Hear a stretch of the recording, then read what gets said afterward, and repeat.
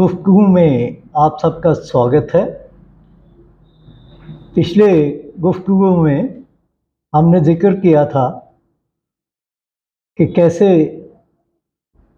BJP के बड़े नेता अमित शाह जी सिरसा में रैली करने के लिए आए थे और तब हमने ये कहा था कि उनकी रैली के बाद हरियाणा में पॉलिटिक्स जो है वो खूब तेज हो जाएगी।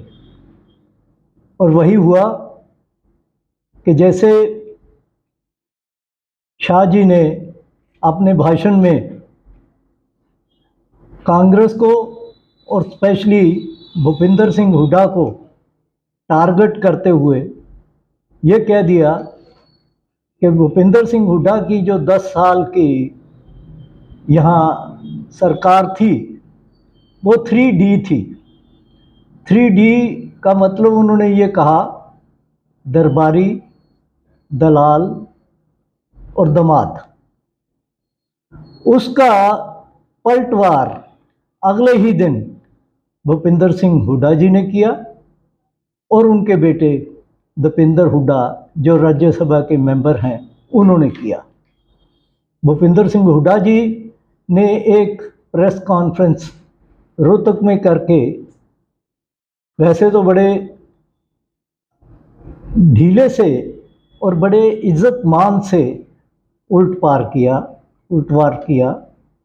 उन्होंने सिर्फ इतना ही कहा कि हुड्डा साहब और अमित शाह के आपस में दोस्ताना है। हुड्डा जी ने कहा कि वो मेरे पुराने दोस्त हैं और जब एक दोस्त दूसरे दोस्त के घर या उसके स्टेट में जाता है तो यादें ज़रूरी हैं, आ जाती हैं। तो इसी सिलसिले में उन्होंने कहा कि शाह साहब द्वारा उनको याद करने से उनको कोई नुकसान नहीं हुआ, अच्छा ही हुआ। लेकिन इतना ज़रूर कहा उन्होंने कि बीजेपी जो है वो हर चीज़ को डाइवर्ट करने की कोशिश करती है। वो ये नहीं बताती कि जो 2 करोड़ उन्होंने वादे किए थे कि 2 करोड़ एम्प्लॉयमेंट हर साल दी जाएगी, जॉब दिए जाएंगे, वो कहाँ हैं। या लोगों की जो आर्थिक स्थिति बढ़ानी थी वो कहाँ है। किसानों की आमदन डबल करनी थी वो कहाँ है। इन चीज़ों को वो पीछे छोड़ देते हैं और बिना मुद्दे के बातें करते हैं। लेकिन उनके बेटे दीपेंद्र हुड्डा ने काफ़ी तल्खी के साथ सिरसा में जाके जब अगले ही दिन प्रेस कॉन्फ्रेंस की तो उन्होंने कहा कि बीजेपी जो राज इस समय कर रही है वो 4D के हिसाब से कर रही है। 4D उन्होंने 3D का जो एक किस्म से हम कहें कि जुमला था, उस जुमले को आगे बढ़ाते हुए 4D का जुमला दे दिया।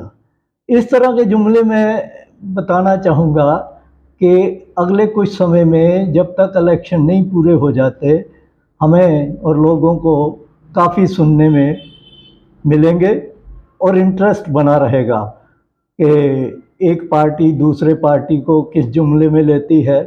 कोई 15 लाख का जुमला, कोई कुछ।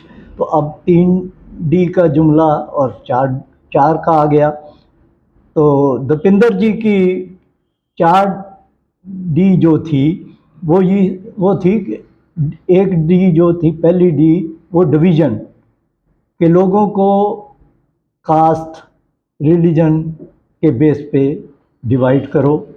दूसरा डाइवर्शन के जो इस समय परेशानियां हैं उससे डाइवर्ट करते हुए कोई ना कोई जुमला छेड़ दो ताकि पब्लिक का माइंड दूसरी तरफ हो जाए। तीसरा उन्होंने कहा डिसीव करो। डिसीव का मतलब कि पब्लिक को धोखा दो, धोखे देकर राज करो। और चौथा और आखिरी उन्होंने कहा कि लोगों की जेबों पे डाके मारो, D से डाके। तो उनका कहना ये था कि इस तरह के टैक्सेस लगा दिए गए हैं लोगों के ऊपर कि उनकी पॉकेट में जो बचा है, अव्वल तो है ही कुछ नहीं, जो बचा है वो सरकार लिए जा रही है। तो इस प्रकार से जो ये काम उनका चला, उसमें दीपेंद्र हुड्डा जी ने और भी आगे बढ़ के कहा कि बीजेपी सरकार हर फ्रंट पे फेल हो गई है। और यहाँ तक भी कि उन्होंने कहा कि जब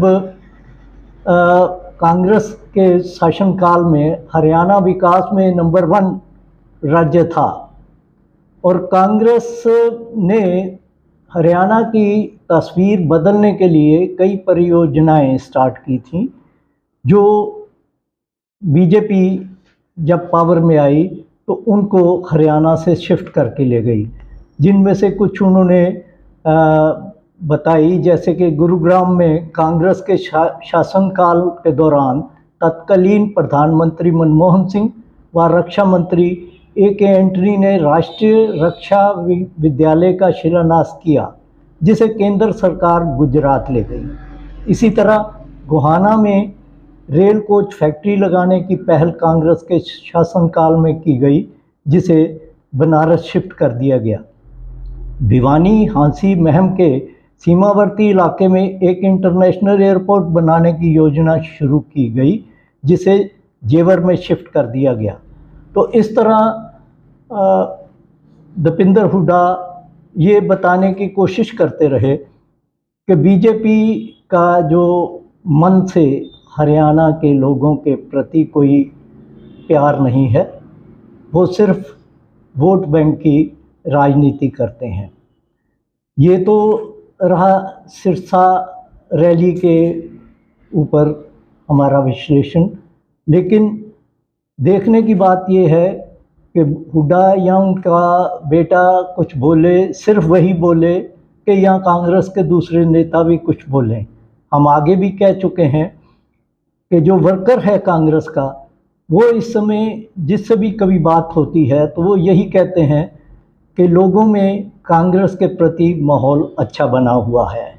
लेकिन जब लोग ये समझते हैं, ये देखते हैं कि कांग्रेस के बड़े नेता जो हैं वो अभी तक आपस में इकट्ठे नहीं चल पा रहे, तो फिर उनका जो मनोबल है वो टूट रहा है।